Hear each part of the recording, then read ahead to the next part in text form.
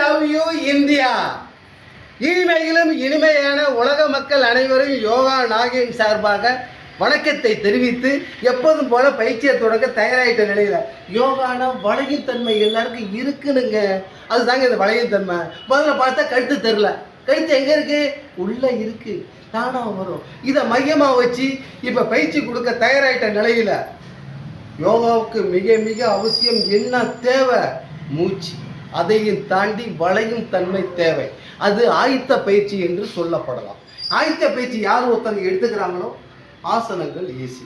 அதை இப்பொழுது நான் கொடுக்க போகிறேன். கொடுக்கறத பார்த்து நண்பர் செய்ய போகிறார். அதை உங்களுக்கு காட்சியாக கொடுக்க போகிறோம். பாருங்கள்.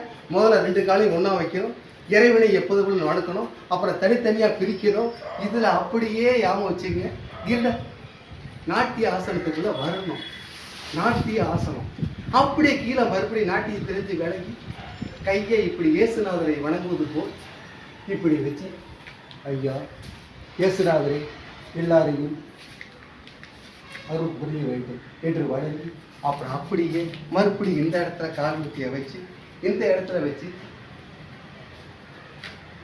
கோணத்தை பார்க்க வேண்டும். இறைவன் அருள் எல்லாருக்கும் உண்டுங்க. யாருக்கு அனைவருமே இறைவனுடைய குழந்தைகள்.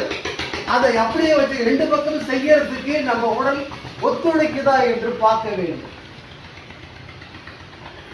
இதை இப்போது எனது இனிய நண்பர் தெரியும் செய்ய போகிறார். அதை காட்டுங்க நண்பர் சார்.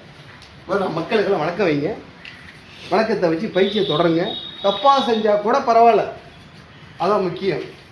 நீங்கள் தொடர வேண்டும். ரைட்டு. இது தொடரும் போது கால் வலி, முட்டி வலி, முழங்கால் வலி வர வாய்ப்பே இல்லை. இறைவன் மேலே வானத்தை பாருங்க, அவ்வளோதான். மூச்சை கவனிங்க, சரியான முறை செய்யுங்க. முடிஞ்ச வரைக்கும் இந்த கால் வரல பின்னாடி அனுப்புங்க. எந்த அளவுக்கு அனுப்புறீங்களோ அவ்வளோதான். கரையான முறை, கரெக்ட், சரியாக இருக்க அளவு போதும்.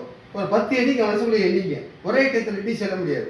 அப்படியே காலை மாற்றி பாதத்தின் பூமியில் வச்சு எடுக்கிறதுக்கு முயற்சி பண்ணுங்க. இந்த பாதத்தை அப்படியே அமுக்கணும். அப்படியே பக்கத்தை மாற்றுங்க, இயல்பாக மாற்றுங்க. தப்பாக செஞ்சால் கூட பரவாயில்ல, செய்யத்தான் வரும். Very good, super.